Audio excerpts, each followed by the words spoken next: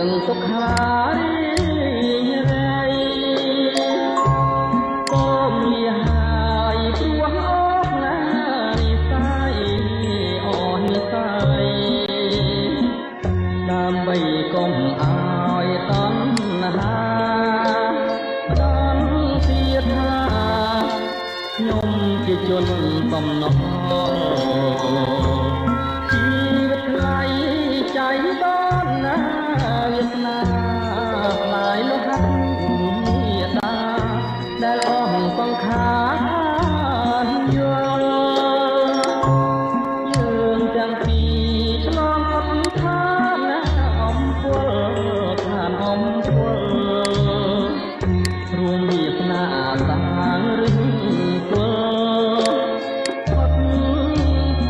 លពីអមរៈ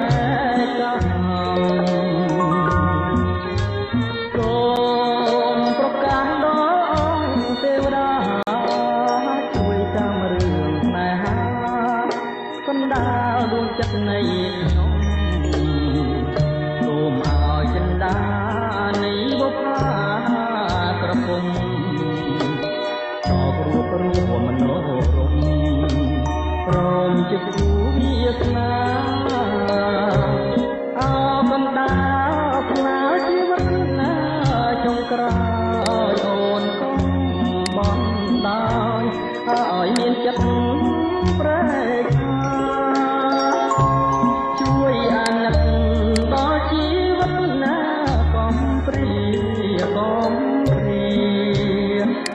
ជួយបងខកណាពុំងាររួមរស់ជាគ្នាលោកគ្រីអង្គសា